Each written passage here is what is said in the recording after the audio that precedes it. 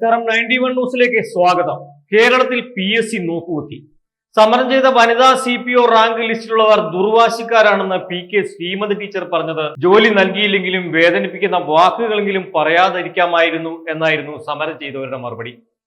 സമരത്തിലൂടെ ശക്തി പ്രാപിച്ച CPM-ന് ഇപ്പോൾ സമരം ചെയ്യുന്നവരോട് പുച്ഛമാണ്.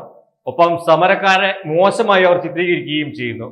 വനിതാ CPO റാങ്ക് ലിസ്റ്റിലുള്ളവർ സമരം തുടങ്ങുന്നതിന് മുമ്പ് തന്നെ ആശമാർ സമരം തുടങ്ങിയിരുന്നു. ആശാ വർക്കർമാരെ അധിക്ഷേപിച്ച പോലെ തന്നെ അവരെയും ആക്ഷേപിച്ചു. അതിനൊരു ഉദാഹരണമാണ് മേൽപ്പറഞ്ഞ ശ്രീമതി ടീച്ചറുടെ പരാമർശം. നിലവിൽ 964 പേർ ഒപ്പിട്ട റാങ്ക് ലിസ്റ്റിൽ 30% പേർക്ക് മാത്രമാണ് നിയമനം നൽകിയിട്ടുള്ളത്. കാലാവധി അവസാനിക്കാൻ മണിക്കൂറുകൾ മാത്രം ബാക്കി നിൽക്കെ സമരം ചെയ്യുന്ന 3 വനിതാ ഉദ്യോഗാർത്ഥികൾ ഉൾപ്പെടെ 43 പേർക്ക് നിയമന ശുപാർശ ലഭിച്ചിരുന്നു. എന്നാൽ പരമാവധി നിയമനം നടത്തണമെന്നാണ് സമരം തുടരുന്നവരുടെ ആവശ്യം. പ്രതീകാത്മക ബാലറ്റ് പെട്ടിയിൽ വോട്ട് ചെയ്തും റീത്ത് വെച്ചും സമരക്കാർ പ്രതിഷേധിച്ചിരുന്നു. എന്നാൽ സർക്കാർ ഉദ്യോഗാർത്ഥികളോട് ഇതുവരെ അനുകൂല നിലപാട് സ്വീകരിച്ചില്ല. ബ്രിട്ടീഷ് ഭരണകാലത്ത് നിരാഹാര സമരം അനുഷ്ഠിച്ചിരുന്നവരുടെ ചർച്ചയെങ്കിലും ചെയ്യുമായിരുന്നു.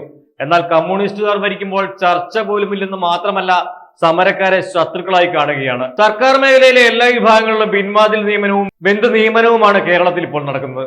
CPM അല്ലാത്ത ഒരാൾക്കും ജോലി കിട്ടില്ലെന്ന ആക്ഷേപം ശക്തമാണ്. അതുകൊണ്ട് തന്നെയാണ് PSC നോക്കുകുത്തിയാണെന്ന് പറയുന്നത്. സാധാരണക്കാർക്ക് നീതി നിഷേധിക്കുന്ന കണ്ണിച്ചോരയില്ലാത്ത സർക്കാരാണ് ഇപ്പോൾ കേരളം ഭരിക്കുന്നത്. സാമൂഹ്യ ക്ഷേമ പെൻഷന്റെ കാര്യത്തിലും ആശാ വർക്കർമാരുടെ കാര്യത്തിലും ഇത് തന്നെയാണ് കണ്ടത്. വാർഷികാഘോഷം പൊടിപിടിക്കാൻ 100 കോടിയിലധികം രൂപയാണ് സംസ്ഥാന സർക്കാർ ചെലവഴിക്കാൻ പോകുന്നത്. അതേസമയം 1000 രൂപ അധികം ചോദിക്കുന്ന അല്ലെങ്കിൽ മുടങ്ങിയ പെൻഷൻ പണം ചോദിക്കുന്ന പാവപ്പെട്ടവരുടെ നേരെ മുഖം തിരിക്കുന്ന സർക്കാരാണ് LDF-ന്റേത്. എന്നിട്ടും ഇവർ പാവപ്പെട്ടവന്റെ സർക്കാരാണെന്ന്, തൊഴിലാളികളുടെ സർക്കാരാണെന്നും പ്രസംഗിക്കുകയും ചെയ്യും.